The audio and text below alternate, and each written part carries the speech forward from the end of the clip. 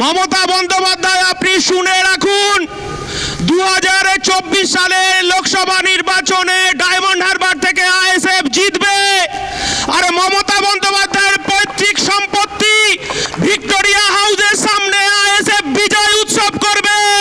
লাখো লাখো মানুষকে এই বার্তা আজকে আইএসএফ দিতে চাইছে। মমতা বন্দ্যোপাধ্যায় ভাইপো, আপনি আর একবার শুনে রাখুন, জঙ্গল থেকে হিংস্র পশুকে তুলে নিয়ে এসে খাঁচায় বন্দি করা যায়, আর আপনি যে ষড়যন্ত্র করছেন, আপনি পশ্চিম বাংলার গণতন্ত্রকে লুট করছেন, গণতন্ত্রকে হত্যা করছেন, গরিব খেটে খাওয়া শ্রমজীবী আদিবাসী দলিত মানুষের অধিকারকে লুট করছেন। কিন্তু এই হাজার হাজার লাখো লাখো মানুষের হৃদয় থেকে আইএসএফ কে আপনি নিকেশ করতে পারবেন না। এই বার্তা নেতাজি ইন্ডোর থেকে আপনাকে দিয়ে রাখছি। নতুন বছর নতুন ভোর, আর জেলে যাবে সব চাকরি চোর আর জব কার্ড চোর, এই কথাটা আইএসএফ বলে যাচ্ছে। এবং শুনে রাখুন, এই পশ্চিম বাংলার গণতন্ত্রকে হত্যা করেছে মমতা বন্দ্যোপাধ্যায়, পশ্চিম বাংলার সম্পদকে লুট করেছে মমতা বন্দ্যোপাধ্যায়। আর আইএসএফ বলছে, দিদি আপনার ষড়যন্ত্রের কাছে আমরা পরাজিত হইনি, পরাজিত হয়েছেন আপনি, পরাজিত হয়েছে আপনার ভাইপো।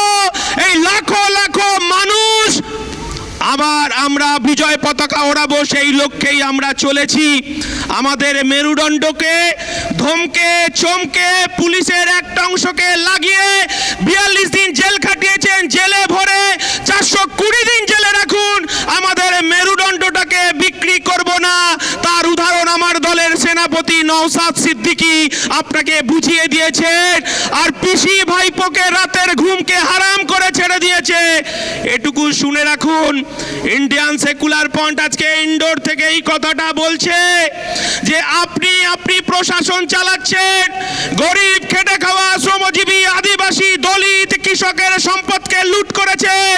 আর আজকে আইএসএফ বলছে আপনার প্রশাসন শাহজাহানকে পাহারা দিক, আপনার প্রশাসন আরাবুলকে পাহারা দিক, আপনার প্রশাসন শওকত মোল্লাকে পাহারা দিক।